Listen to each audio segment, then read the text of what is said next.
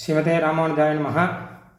லக்ஷதீப மகோத்சவம் திருவனந்தபுரம் ஸ்ரீ அனந்த பத்மநாப பெருமாள் சந்நிதியிலே மகர சங்கிரமண தினத்தன்று, அதாவது தை பொங்கல் தினத்தன்று லக்ஷதீப மகோத்சவம் மிக மிக மிக விமரிசையாக நடைபெற்று கொண்டிருக்கிறது. அதை பற்றிய சில விஷயங்களை அடியேன் இங்கே விஞ்ஞாபனம் செய்கிறேன். மகர சங்கிரமணம் என்பது உத்தராயணத்தினுடைய ஆரம்பம். ஒரு நல்ல காலம் பிறக்கிறது.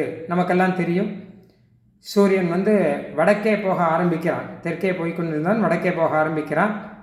தேவர்களுக்கு இது ஒரு உதயம், ஒரு நாளுடைய உதயம் போல கணக்கு. மிக விசேஷமான ஒரு நாள். இந்த மகர சங்கிரமணத்தில் கருட சேவை நடக்கும். திருவனந்தபுரத்தில் மகர ஸ்ரீவலி அப்படின்னு பெயர். அதை சேவிக்கிறதுக்கு தேவர்கள் எல்லாரும் வருவார்களாம். அனந்த பத்மநாப பெருமாள் மூலஸ்தானத்தில் அவருக்கு பின்னாடி பிரம்மா, இந்திரன், சிவன், மருத்துகள், திக்பாலகர்கள் முதலான தேவர்கள் எல்லாம் இருக்கிறார்கள். இப்போவும் இருக்கிறார்கள், கைகூப்பி கொண்டு இருக்கிறார்கள். சிவன், அயன், இந்திரன் இவர் முதல் அனைத்தோர் தெய்வக்குழாங்கள் கைதொழக் கிடந்த தாமரையுந்தி தனிப்பெரு நாயகன் அப்படின்னு ஆழ்வார் மங்களாசாசனம் பண்ணும்படியாக இங்கே பெருமாள் எழுந்தருளி இருக்கிறார். அந்த தேவர்கள் எல்லாம் அந்த தங்களுடைய அந்த நாளிலே, உத்தராயண ஆரம்ப நாளிலே பெருமாளை கருட சேவையில் சேவிக்கிறதுக்கு எல்லாரும் வருகிறார்கள், சேவிக்கிறார்கள் அப்படின்னு ஐதிஹ்யம். அப்போ மகர சங்கரத்திற்கு கருட சேவை, அதுக்கப்புறம் வருஷத்துக்கு 10 கருட சேவை உண்டு. இங்கே மகர சங்கரமணத்துக்கு முதல் கருட சேவை, தொடர்ந்து பங்குனி மாதம் பிரம்மோத்சவத்தில் 4 கருட சேவை, அதுக்கப்புறம் தட்சிணாயனம் ஆரம்பம் வரைச்சா அன்றைக்கி ஒரு கருட சேவை, அப்புறம் தட்சிணாயனத்தில் ஐப்பசி மாதம் ஒரு பிரம்மோத்சவம் நடக்கும், அதில் 4 கருட சேவை. ஆக வருஷத்துக்கு 10 கருட சேவை நடக்கும். தேவர்கள் சேவிப்பார்கள். இந்த மாதிரி 6 வருஷம் ஆச்சுன்னா 60 கருட சேவை ஆகும். அதை அவர்கள் ரொம்ப கொண்டாடுகிறார்கள். 60ங்கிறது விசேஷம் தானே. அதனால் தேவர்கள் ஆச்சு 60 கருட சேவை ஆச்சுன்னு சேவித்த திருப்தி, இனிமேலும் நம்ம நன்னா இருக்கணும் என்பதற்காக மொத்த தேவர்களுமாக சேர்ந்து 6 வருஷத்துக்கு ஒரு தான் விசேஷமாக சேவிக்க வருகிறார்களாம். அப்போ தேவர்கள் தம்முடைய பரிவாரங்கள் எல்லாரோடையும் சேர்ந்து 33 கோடி தேவர்கள் என்று சொல்லுகிறார்கள் இல்லையா. 33 தேவர்கள்னு வேதம் சொல்லியிருக்கு. திரயஸ்திரிகம் சத்வை தேவதா அப்படின்னு அவர்களுடைய பரிவாரங்களை எல்லாம் சேர்த்து 33 கோடி தேவர்களும் ஸ்ரீ பத்மநாப பெருமாளுடைய அந்த கருட சேவையை சேவிப்பதற்கு வருகிறார்கள். ஏன்னா பத்மநாப பெருமாள் தேவதேவன், தேவர்களுக்கெல்லாம் தேவன். பத்மநாப பெருமாளுடைய கட்டியத்தில் என்ன சொல்கிறாங்க கேட்டால், தேவதேவோத்தமா தேவதா சார்வபௌமா அகிலாண்டு கோடி பிரம்மாண்ட நாயகா ஸ்ரீ அனந்த பத்மநாபா யத்சரிகா என்று சொல்கிற வழக்கம். ஆனால் தேவதேவனாக இருக்கக்கூடியவன், தேவதா சார்வபௌமனாக இருக்கக்கூடியவன், அவனுடைய அந்த கருட சேவையை சேவிக்கிறதுக்கு சகல பரிவாரங்களுடையும் தங்களுடைய மனைவிகளுடன் தேவிகளுடன் தேவர்கள் எல்லாரும் சேவிக்கிறார்கள். அந்த 6 வருஷத்துக்கு ஒரு தரம் நடக்கக்கூடிய வைபவம் இது. அதுதான் இந்த லக்ஷதீப மகோத்சவம். ஏன்னா இத்தனை தேவர்களும் நடத்தி வைக்கிறபடினால அதை விசேஷமாக கொண்டாடுவதற்காக லக்ஷ தீபங்கள் கோயிலை சுற்றியும் கோயிலுக்குள்ளேயும் ஏற்றுவார்கள். ஏன்னு கேட்டான்னா, எல்லா தீபத்துக்கும் ஒளியை கொடுப்பவன் பத்மநாபன்.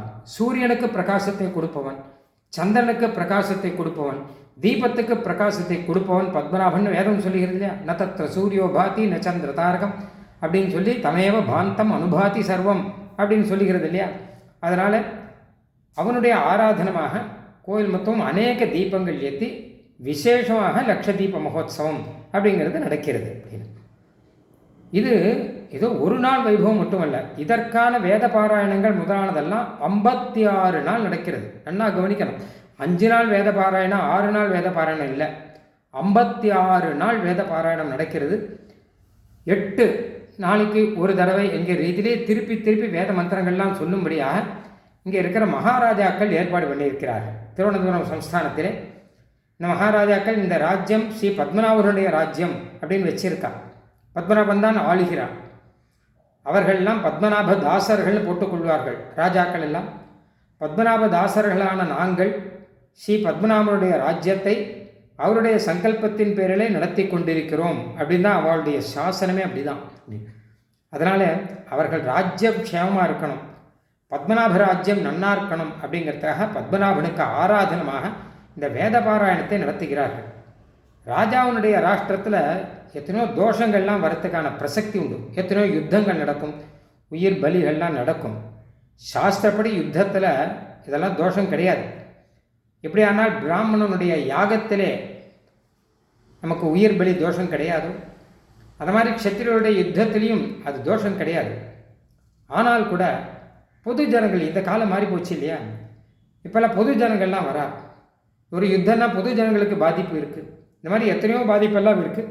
இந்த தோஷங்கள்லாம் நீங்கி பத்மநாப பெருமாள் பிரீத்தனாகி தன்னுடைய ராஜ்யத்தை நன்றாக நடத்தி கொள்ள வேணும் என்பதற்காக, அவன் திருவுள்ளம் உகப்பதற்காக இந்த லட்சதீப மகோத்சவத்தை ஏற்பாடு செய்திருக்கிறார்கள்.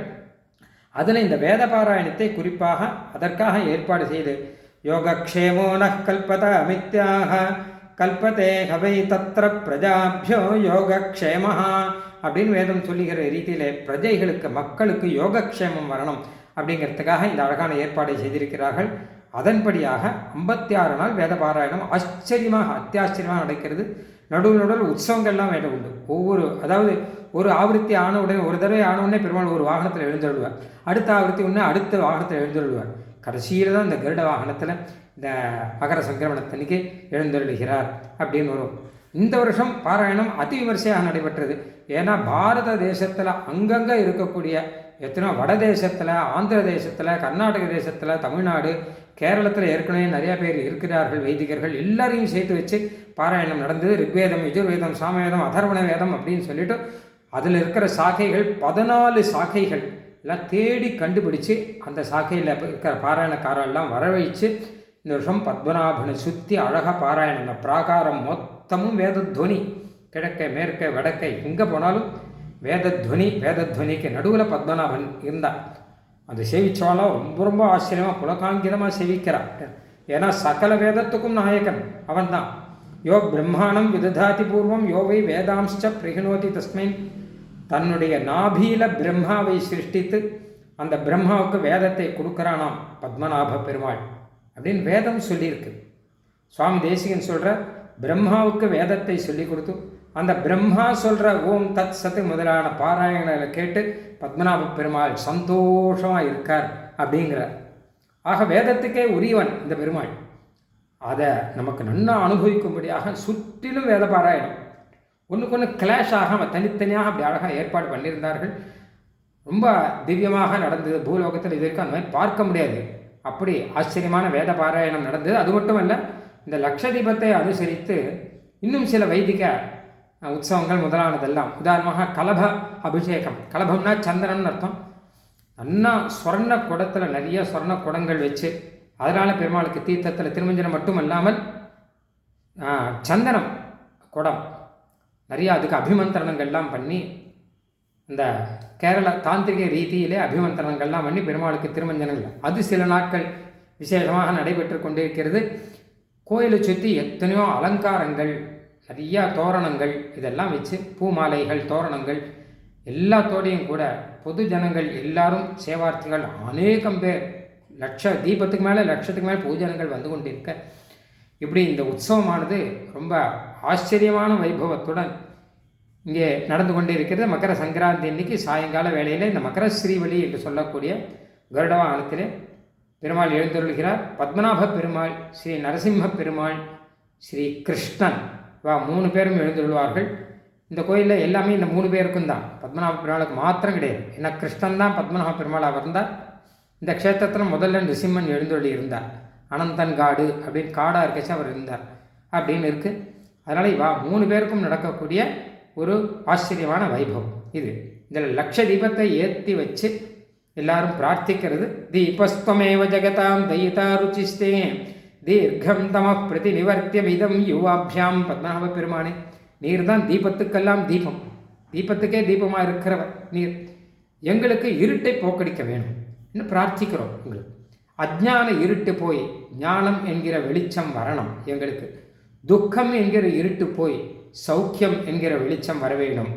சம்சாரம் என்கிற இருட்டு போய் உன்னுடைய திருவடியிலே மோட்ச வாழ்வு என்கிற வெளிச்சம் எங்களுக்கு வர வேணும் என்பதாக ஜனங்கள் எல்லாரும் பிரார்த்திக்கிறார்கள். இப்படி லோகக்ஷேமத்துக்காகவே ஒரு உற்சவம், ஜனங்களுடைய க்ஷேமம், ஜனங்கள் நன்னா இருக்கணுங்கிறதுக்காக ஒரு ஆச்சரியமான உற்சவத்தை இங்கே ஸ்ரீ அனந்த பத்மநாபன் கண்டருளுகிறான். இது 6 வருஷத்துக்கு ஒரு தரம் நடக்கும். நேரில் சேவிப்பது நேரில் விசேஷம். நேரில் சேவிக்க முடியாதவர்கள் அந்தந்த தகவல்களை கேட்டு எப்பொழுது முடியுமோ. ஏன்னா அனந்த புறநகர் என்னைக்காவது ஒரு நாள் நடமினோ நமர்குள்ளீர் நாம் உமக்கு அறிய சொன்னோன்னு நம்மாழ்வார் சொல்கிறார். அனந்த புறநகர் புகுமின் இன்றே அப்படின்னு நம்மாழ்வார் சாதிக்கிறார். அனந்த புறநகருக்கு வாருங்கள் எல்லாரும் நமர்களுள்ளீர்ங்கிற நம்மாழ்வார் அழகான வார்த்தை. நீங்கள் நம்மை சேர்ந்தவர்களா?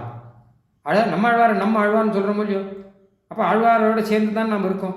அப்போ ஆழ்வார் சொல்கிறார், நீங்கள் என்னை சேர்ந்தவர்கள் ஆனால், நீங்கள் என்னை நம்மாழ்வார் நம்முடைய ஆழ்வார்னு நினைப்பது சரியானால் அப்படி தொழுந்துவிடம் வாங்கும். நடுவினோ நமர்கள் உள்ளீர் நாம் உமக்கு அறிய சொன்னோம். தெரியும்படி சொல்கிறேன். திருவனந்தபுரம் பெருமாள் செவிங்கோ. ஒரு தடவை செவிச்சா கூட இன்று போய் புகுதிராகில் எழுமையும் ஏதம் சார். ஒரு தடவை செவிச்சா கூட அந்த பத்மநாப பெருமாள் உங்களுக்கு சகல க்ஷேமத்தையும் கொடுத்து கைங்கரியத்தையும் கொடுத்து மோட்சத்தை கொடுக்காமல் இருக்க மாட்டான் அப்படின்னு நம்மாழ்வார் உறுதிபட சொல்கிறார். அந்த பெருமாளுடைய அனந்த வைபவம். நான் அனந்தன் பெயர் அனந்த பத்மநாபன்.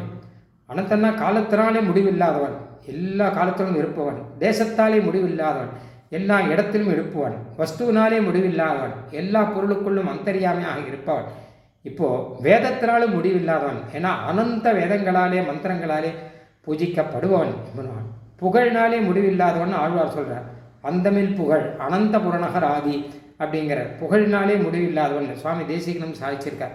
இப்படி எல்லாத்தாலேயும் முடிவில்லாத பத்மநாபன் நமக்கு அனந்தமான க்ஷேமத்தை கொடுப்பான் அப்படின்னு ஆழ்வார் சாதிக்கிறார். சுவாமி தேசிகன் அதை பின்பற்றி நியாய சித்தாந்தத்திலே அனந்தன் அப்படின்னா குணங்கள்னாலே முடிவில்லாதவன் அப்படின்னு அர்த்தம் சாதிச்சிருக்க.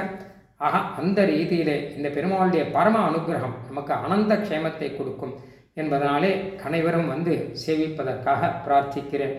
அனந்தபுரநாதாய நிரந்தர தயாமுச்சே அனந்த பத்மநாபாய நித்யஸ்ரீர் நித்யமங்கலம்.